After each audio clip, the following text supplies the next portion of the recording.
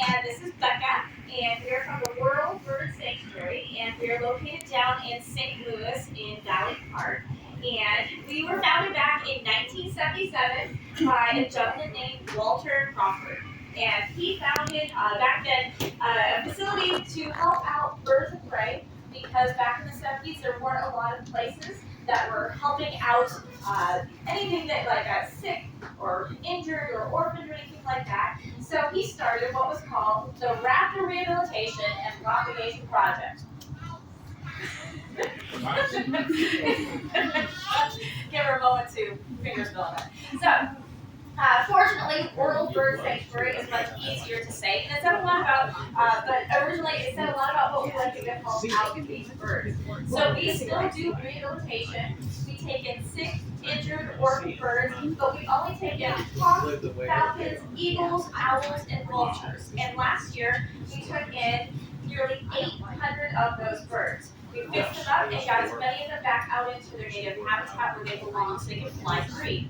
We still do propagation, and that is essentially a word that means that we make bird babies. We breed birds. So back in the 1970s, we were breeding bald eagles, peregrine falcons, white pelicans, and fortunately, those birds are no longer considered critically endangered. So we have shifted our focus over to other species. Right now, we have some individuals that are over in Vietnam working with the World Wildlife Foundation to help reintroduce the Vietnam pheasant back in Vietnam. And we work with vultures. Vultures are very important to the world, and 10 out of 23 species are critically endangered. But the big thing that we do is this. We do education. And we teach you what is so amazing about birds and why they matter and why you should help them out. And today we're going to be talking specifically about eagles. Now, out there in the world, there are 62 different species of eagles, and they're broken down into 4 different groups. So the first group is going to be your serpent eagles. They're going to be specially adapted to hunting after snakes, specifically venomous snakes. There are going to be your booted eagles. They don't have boots on their feet, but they do have feathers that go all the way down to their toes to help protect them from a lot of different things. We have our forest eagle, that they're specially designed to hunt in the forest, and then we have our sea eagle. Now today we have 3 of those types of eagles, and the first one we're going to be bringing out really isn't a fan of this cold weather because he's more of a warm weather bird. But that is because he is a forested eagle and he's found in the deep, dark rainforest of South America. So our very first guest that we're going to bring out, his name is Alejandro, and he's a harpy eagle. Now, the thing that is remarkable about harpy eagles is that they are one of the largest species of eagles in the world. And Alejandro here, even though he is big and he is impressive, he is small for his species because he's a little boy.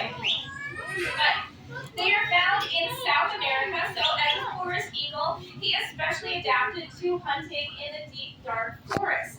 And so there are a few adaptations that he has that makes him excellent at doing this. Now, as he was coming out, you might have noticed that he was flapping his wings a little bit. And while he does have a big, impressive wingspan, it's one of the shorter ones in the eagle world, despite being one of the biggest eagles. His wingspan can range between 4 and 5 feet, which is very small for a bird that size.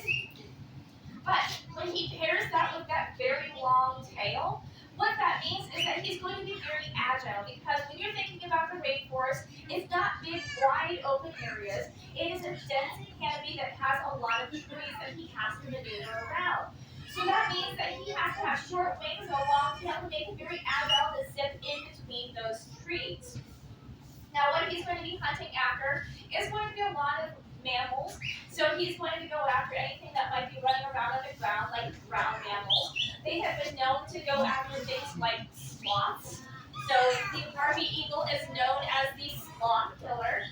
And they're also going to be hunting after things like monkeys. So that's where the agility is really going to make a big difference in his hunting capacity. Now they get the name harpy eagle because they resemble a little bit of the Greek mythological harpies.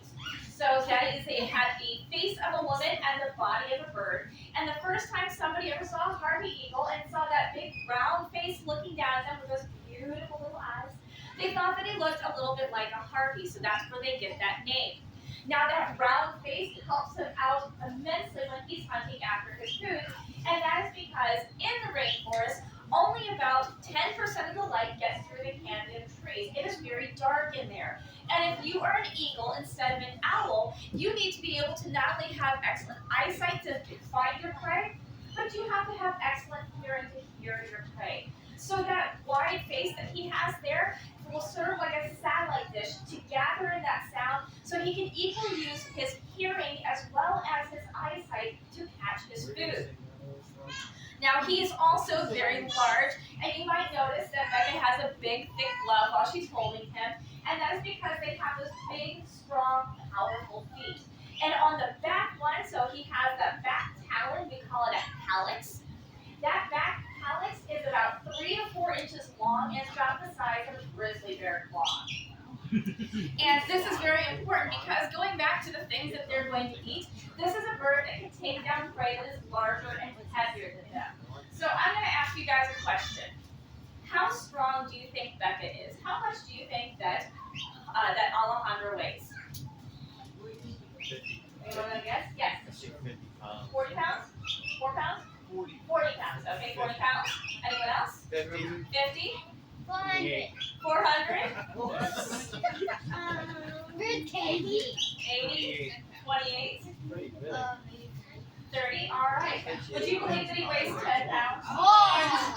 How much? So, He only weighs 10 birds have hollow bones. They're lightweight because the heavier you are, the harder it is to get yourself up into the air. So when they were evolving into flight, they had to get rid of weight somewhere, and the density of their bones was going to be one of those places. So most birds can only pick up about 1/3 to maybe 1/2 their body weight. So when you see that red-tailed hawk that's flying around in your backyard, I promise you it's not going to take off with your German Shepherd. But a bird like this can easily pick up something that weighs twice its body weight between those very large feet that they have, as well as those short, powerful wings to give them the lift that they need in order to catch their prey. Now, harpy eagles, they are not critically endangered, however, they are threatened. And one of the reasons they are threatened is because they're losing out on their habitat. They live in the rainforest, and as we know, the rainforest is always being depleted. We are cutting down trees for lumber, we're cutting down trees for aluminum mining, and for a bird like this is really hard on them because unlike most other birds, where they're going to have their offspring once every single year, usually between 1 and 4 babies, they're going to have one baby, and they're going to be taking care of it for the next 2 years. So when they're cutting down trees where their homes are, it's going to be impacting them a lot heavier than it is some of the other birds that can bounce back a lot faster. So he gets to be here and show off how amazing harpy eagles are. Now we'll let him go back because we do have other guests. And as we bring him back, let you know that Alejandro was not born in the deep dark rainforest. He was born at a zoo in San Antonio so that he could breed other harpy eagles. His job was going to be in propagation so that we could have more harpy eagles to release out into their native habitat. Unfortunately, that was not the job that Alejandro signed up for. He said he did not want to make babies. He wanted to be in modeling and PR. And so instead, he gets to stand on the club. He gets to show off how amazing these birds are. And he gets to have free room, free health care, room service every single night. And he even gets 6 months off, which is a better deal than we get at the sanctuary. So, we're a little bit jealous of Alejandro. Now, the next bird we are going to be bringing out is another species of eagle that is a booted eagle. And this is one of my favorite eagles in the entire world. And while Alejandro is going to be found only in South America, this next bird is one of the most widely distributed eagles in the world. They are found in North America, Europe, Asia, and some parts of Africa. So this is Midas, and Midas is a golden eagle. So at the World Bird Sanctuary, sometimes we like to be a little bit clever with our names. We have Shakespeare, a barred owl. Yes. We have a barn owl named Barnaby.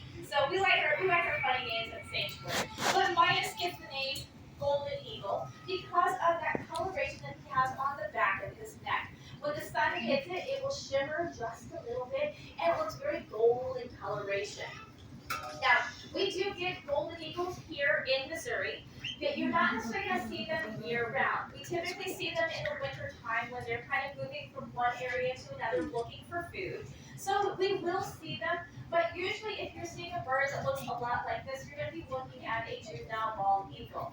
Where you're going to find golden eagles, however, are going to be out west and further north, and they like to hang out in the big mountainous regions. This is a bird that is well adapted to being in the cold weather because he has those feathers that go all the way down to his toes. In fact, in the rapid world here in North America, there are only 3 diurnal or daytime raptors that have feathers that go down to your toes. So you're going to have the golden eagle here. You have the rough-legged hawk that lives up in the Arctic region, and then you have the regionless hawk, which is another hawk that's going to be living out in the mountainous areas. So they have those feathers to protect them against the elements, as well as the things that they want to eat. Now, with golden eagles, they are incredibly amazing because they are the 3rd fastest bird in the world. Now, when you guys think about fast birds, what bird do you think of? The peregrine falcon, that's right. Peregrine falcons can reach speeds of 240 miles an hour while they're hunting after their prey. Now, while Midas here being a golden eagle isn't quite so fast, he takes the bronze and the fastest bird in the world at reaching speeds up to 200 miles an hour. And the reason he can do this is because the shape of his wings are a lot different than the shape of the wings that Alejandro has. When he spreads out those wings, they're going to be long, they're going to be very elegant looking, and you're going to see a lot of fingers on the ends of them. So that's going to give him a lot of that space in order to reach those speeds and have agility in the air in a different way. And when he's going to use that speed, it's going to be when he's chasing after his food.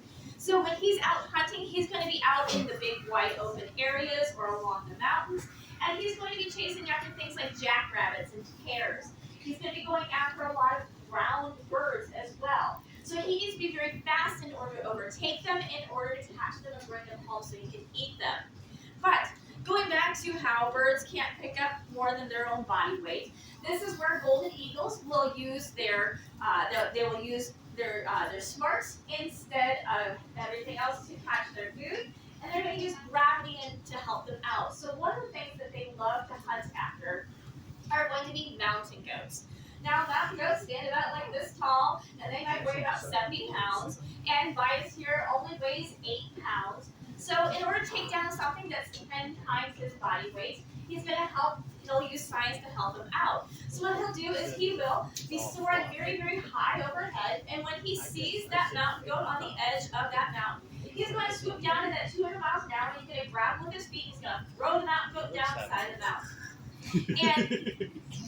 Or we say they eat them. So yes, you always have to eat them.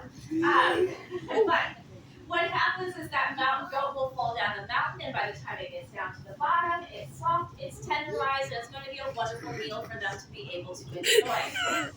Yes, you didn't realize that's how you tenderize mountain goats, but you can get more cooking tips from the golden eagles. That's great. But what that does, it allows them to be able to take down something so they can eat a very nice, big, huge meal. And this way, we don't necessarily have to go out and hunt for the next few days.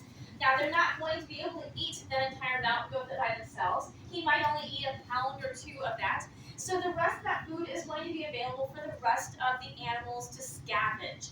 And so it's not unusual to see maybe foxes or wolves, other hawks, other eagles, all scavenging off of what was left over from this golden eagle's kill.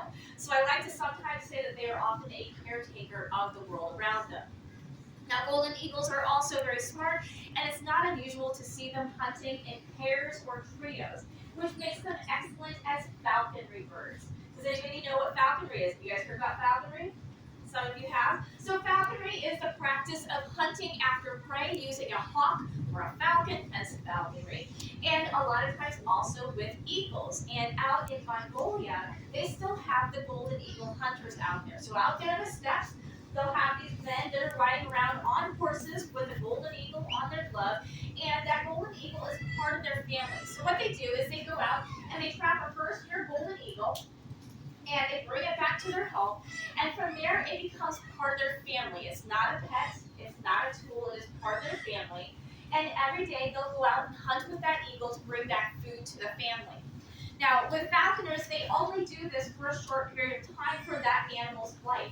And so it's going to be with that family for maybe 1 to 2 years while it's learning how to hunt, it's learning how to be successful, and in return, it's bringing food into this family. But at the end of that 1 to 2 years, that bird needs to go back out to its native habitat. So what they will do is they will take that bird out to a big open field. They'll give it a nice big huge meal for it to gorge itself on, and then they have to hide because they know that if the bird sees them, it'll come back to them because it's a place of safety. And once they realize that they're on their own, they'll be able to fly free and be able to go out and have babies and be very successful. In fact, a lot of falconers have helped with the restoration and the conservation of a lot of different animals and a lot of different birds. Because thanks to them, the peregrine falcon is not considered endangered here in the United States. So they do a lot to help out these birds because in the very first year, usually only about 10% of them make it through that first year. They're born in the spring. They're just learning how to fly and hunt in the summer and the fall. And then by the time winter comes, everything goes to ground and it's very hard to find your food. So it only takes the best and the most clever and the smartest birds to make it through that time. But if you have a bird that you're using for falconry, you can get them past those hard parts by teaching them without the risk of them going hungry if they miss out on that food.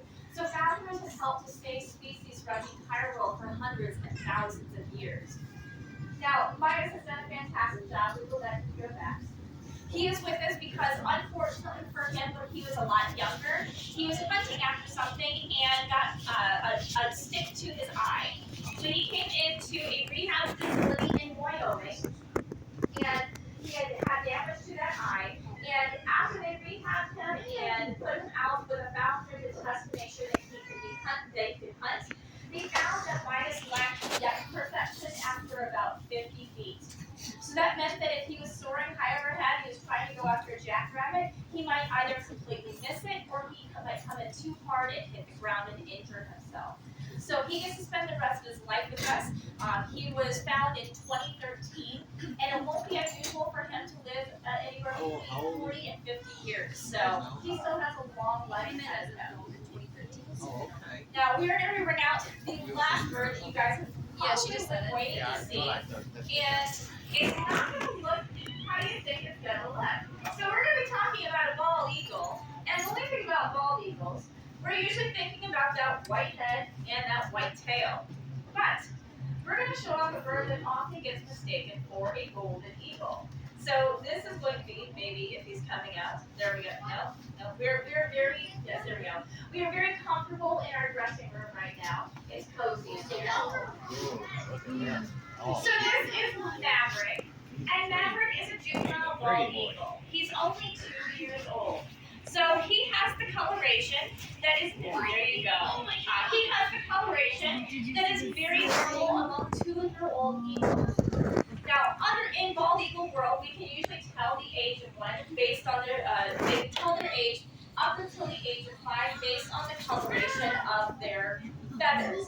And so they're born, they have that dark head, that dark tail, black beak, and dark eyes.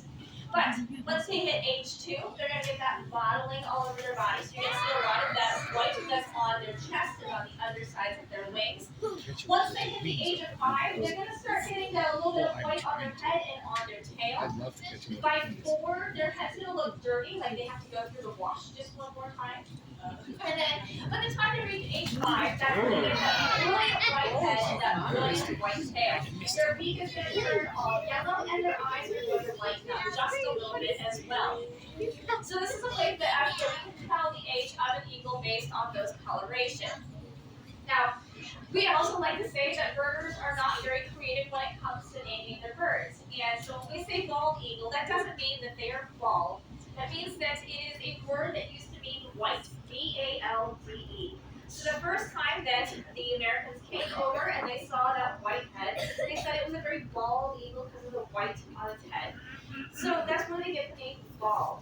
However, this is another way for them to be able to show off that they are strong and they're going to be an excellent mate. Going back to the fact that most raptors don't make it past the first year of their life. This means that they're saying after 5 years that they've been able to take care of themselves, they've survived those years, and they're going to be an excellent mate. Because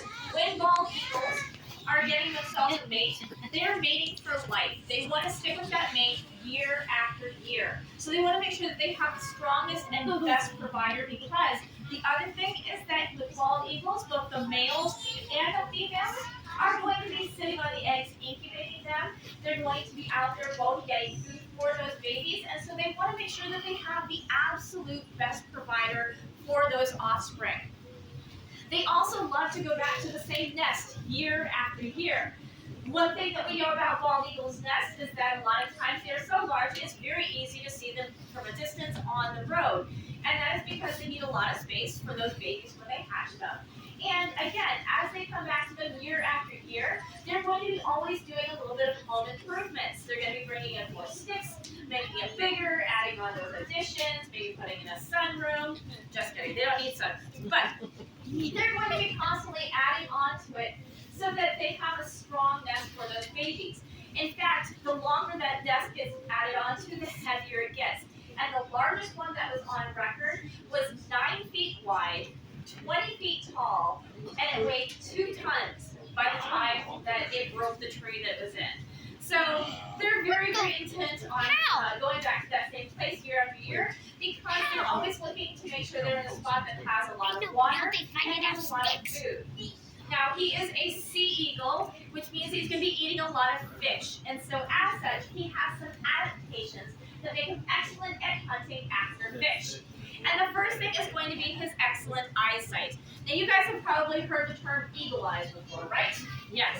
This is usually a compliment if somebody gives you that compliment. And because you have very sharp vision. Eagles have some of the best vision in the animal world. In fact, they can see a 1-inch object from 650 feet away. So it's over 2 football fields, which is pretty impressive. But that's because when they're hunting after their food, they're soaring hundreds of feet up into the air, and they're looking down into the water looking for their fish, which is where the next adaptation comes from. Bald eagles have what we call polarized vision. And what that means is that when he looks at the surface of the water, it looks like glass to him instead of the reflections that we see. Like if we look out at the water right now, it's going to look very gray because it's reflecting the sky. We're not going to be able to see into the surface of it.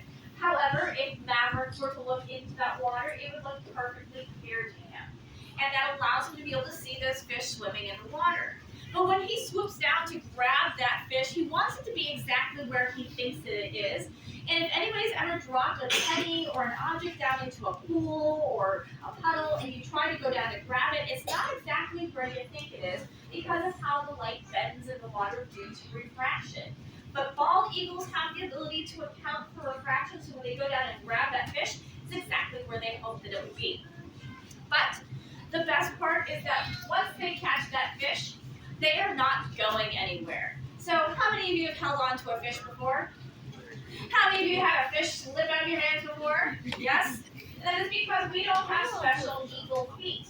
So birds that are hunting after fish have little things on the bottoms of their feet that act like built-in Velcro that will hold on to those scales so that they're not going to go anywhere when they grab that fish. No. Because if they lose that fish, they can't fly to McDonald's and get a Filet-O-Fish sandwich. One, they don't have a place to put their wallet, and 2, they don't make any money, so it doesn't matter. But that means that they have to be able to hold on to that fish. But that's not the only thing that they eat. This is a bird that, just like me, is hungry for pretty much anything that they can get their mouth on. And so that means that bald eagles are also going to be eating things like squirrels, rabbits, ducks, geese, muskrats. But usually if they're eating that, they have not caught it for themselves. They are going to be stealing it from another animal. And we have a very scientific name that we call eagles that do this, and we call them sky pirates. Yeah. Now, it's not scientific, it's just a fun name. But it is a way for us to describe that they're going to go out and they're going to hijack that food from another animal because they know that it's easier to scare off a hawk that has caught a squirrel than it is to try chasing after that squirrel and catching it themselves. They will even steal fish from each other. And this is the time of year that it's not unusual to see 20 to 30 bald eagles all roosting in trees together, where a lot of times they're not only going to be stealing from each other, but they're also going to be sharing their food with one another. So in the wintertime, bald eagles will congregate together to help each other survive just a little bit. Now, bald eagles are very special. And how many of you have seen a bald eagle out in the wild? A lot of us, we all have, yes. And this is very special because back in the 1960s, unfortunately, we didn't have a lot of bald eagles. In fact, we got down to less than 400 breeding pairs here in the lower 48 states. They were what was called extirpated from their region. And what that meant is that although they were doing very well up in Alaska, down here they were not, due to a pesticide called DDT. This was a chemical that we were spraying on our crops to help control the mosquito population. We were helping control the pests from eating our crops so that we would have good crop yield. And what would happen is that when the rains would come, it would wash that DDT into the waters. And that waters was the water was where the fish were. And when they eat those fish that were in the DDT waters, they were getting it into their systems. Now, while this was not killing the birds, what it was doing, it was blocking their ability to produce calcium. And calcium is very good for strong bones, but also big eggshells. So as such, when the mom would lay an egg, the shell was thin and brittle, and when she sat on it, it would crack and break. And unfortunately, this meant that we're seeing fewer and fewer bald eagles out in the world. But fortunately, people love bald eagles. They are our national symbol, officially now. And as such, we were saying things to scientists, and they started asking questions, and they discovered it was DDT. We banned DDT in the 1980s, and places like the World Bird Sanctuary began breeding the eagles. We are also working with a lot of other organizations to help rebuild habitat and clean up the waterways so they had a safe place to go once they were ready. And it got to the point that by the 2000s, we no longer considered the bald eagle critically endangered, and now here in North America, we have over 300,000 of them, which is an amazing comeback from what they had in the 1960s. But just because they're not endangered anymore doesn't mean they're not in danger. And there are a lot of things that these birds get impacted by that we can help them out with. The first thing is just making sure that we are picking up our trash and putting it into the trash can. When we throw out an apple core or a bag of chips by the side of the road, that's going to bring small mammals that is going to be hunted after by the hawks, and they might get hit by cars. If we are recycling, that means that we're going to be saving the habitat for birds like Alejandro. We're not going to be cutting down trees. We're not going to be mining as much aluminum so they have a home to go back to. Bald eagles still are at risk of lead poisoning. If anybody hunts, we ask that you use copper or steel shot, because when that lead bullet hits maybe a deer and it hits the muscle, it's going to splatter out, and all it takes is one tiny grain of lead to bring down a bird as large as Maverick. So by using copper or steel shot, we're not going to make them get sick. By using alternative metals for the sinkers, that means we're keeping lead out of the water system as well. But the big thing that we do that helps out these birds so much is just caring about them. You guys obviously love birds. You have come out here to watch them out and flying around. You come in here to see our amazing birds. And just by caring about them, you're making a big difference. But the best thing that you can do is to go out and tell something amazing that you learned today. To teach other people what is so amazing, why they matter to other people, or why they matter to the world. Because even though we take in almost 800 birds every single year, we'd love to see those numbers go down because people like you cared and made a difference the way we made a difference with the bald eagles in the past. So thank you guys so much for listening. Thank you for laughing at my jokes, and hopefully we'll see you at the sanctuary sometime soon. So thank you. Thank you.